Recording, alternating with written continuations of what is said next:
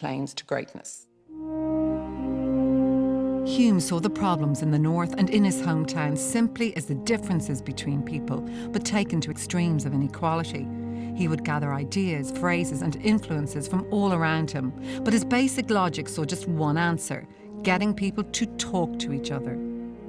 There's absolutely nothing to be gained politically by anyone in entering into confrontation with the British Army.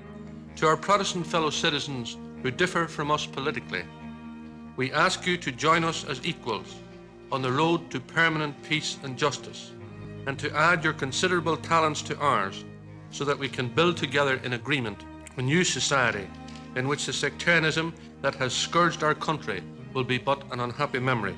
That any agreement reached should be endorsed in the one day by a referendum in each part of the island requiring a yes from each. Now that's a reassurance to the Unionist people that it's agreement and not conquest we're looking for. From very early on, Hume was talking about consent, respecting the two traditions and an agreed Ireland. Most importantly, he talked about the three strands approach. And what he meant by that was the need to develop relationships between the two traditions in Northern Ireland, between North and South, and between Ireland and Britain. All of these ideas went on to form the basis of future agreements.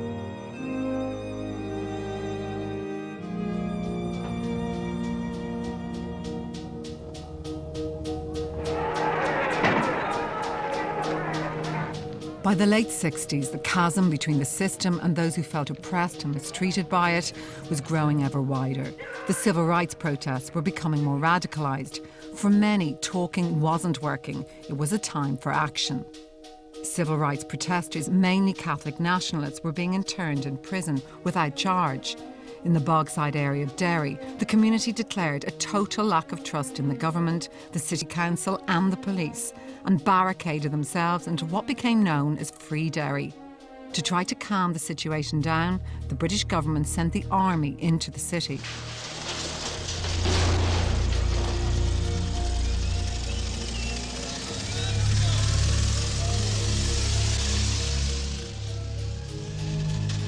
In the midst of rising tensions, violence and arrests, John Hume, by now an elected MP and a founder member of the SDLP, stuck to his guns: peaceful protest and non-violence.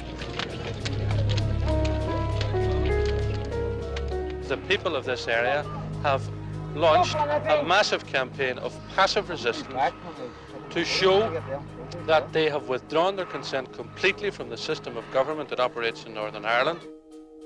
Hume agreed to lead a march not on the streets, but along an unthreatening beach, McGilligan Strand, north of Derry, on the 22nd of January 1972, to protest at the number of Catholics being interned in the local prison there.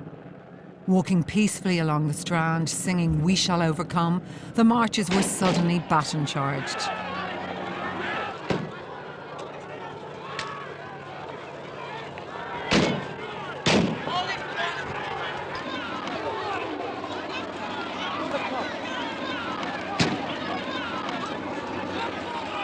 Hume actually went right up to the front, shouting at them, saying that they had every right to demonstrate in their own country, but he was pushed back.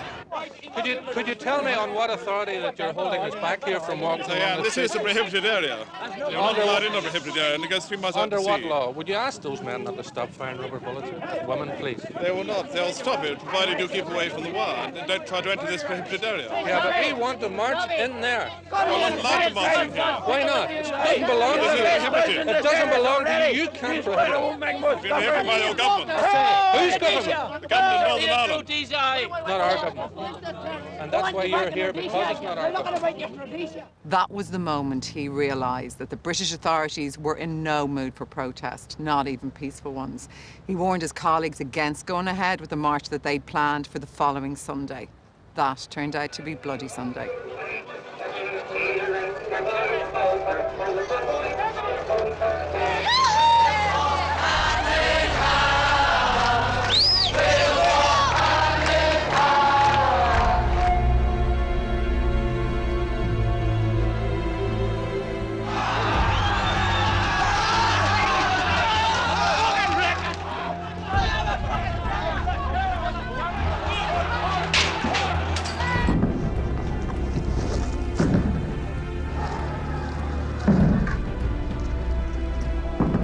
John Hume didn't go on that march, and his worst fears were confirmed when he heard the gunshots ring out from his home up above the bogside.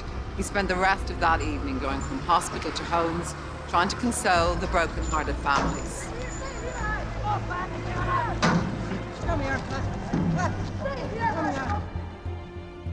It's hard to believe it was just 38 years ago.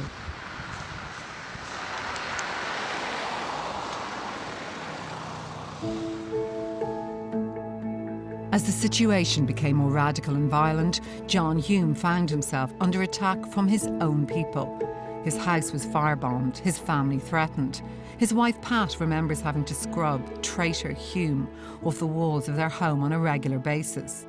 All because he was engaging with the system, as an MP, talking to Westminster and unionists, looking for democratic answers, remaining peaceful while the North descended into hell.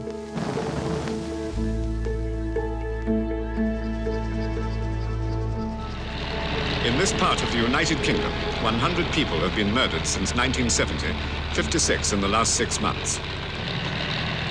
The immediate interest in South Armagh is whether, following the spate of sectarian butcheries along these lonely country roads, it will mark the descent of Ulster into an even more degrading chaos.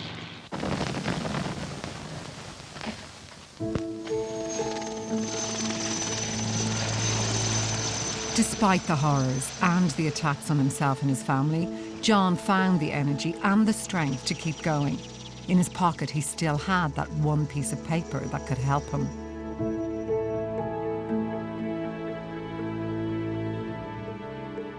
The initial contact with Edward Kennedy led to a face-to-face meeting in 1972, and from that, introductions to powerful Irish Americans, including Thomas Tip O'Neill, the Speaker of the House. Behind the President and Vice President, Tip was the third most powerful man in America. If John Hume could win his support and backing, the troubles in Northern Ireland would leap right to the top of the international agenda. Hume always had the common touch and knew how to use it for political ends. He did a bit of research here in Donegal and found this, the original homestead of the grandparents of Tip O'Neill, who'd emigrated to America. The next time Tip came to Ireland, Hume brought him here, and O'Neill was reduced to tears. The friendship and the gratitude was sealed. Alongside Kennedy and O'Neill, Hume befriended two more big players, New York Governor Hugh Carey and Senator Patrick Moynihan. They collectively became known as the Four Horsemen, a gang of incredibly powerful Irish Americans who believed utterly in John Hume and in what he was trying to do. Not only did they put Ireland on the US agenda, they put Hume's approach to Ireland as the solution. Impressed by Hume and his ideas, the Four Horsemen were actively trying to encourage Irish Americans who had a romantic, misty image of the Al Sadd to stop supporting the IRA and to stop giving money to NORAID and other fundraisers for Republicans. Not only that, they had the ear of the most powerful man in the world, the President of the United States of America. In 1977, President Jimmy Carter made a speech on Northern Ireland, influenced directly by Kennedy and O'Neill, and indirectly by John Hume and our Department of Foreign Affairs. Carter called for talks between both traditions, between North and South and Britain and Ireland, Hume's three strands. He offered investment as an incentive and said that the only permanent solution will come from the people who live there.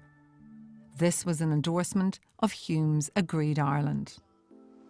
John Hume had come a long way. His ideas about peace in Ireland were being backed up by the President of the most powerful country in the world. It really was the beginning of great things.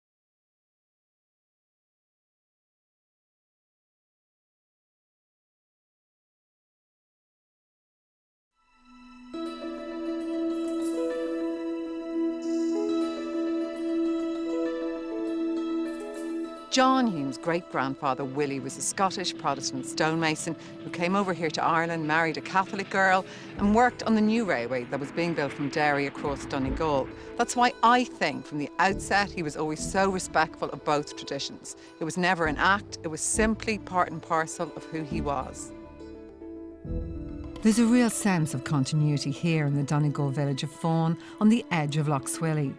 The old station house Willie Hume helped to build is now a bar and restaurant where his great-grandson John would bring some of the most powerful people on earth.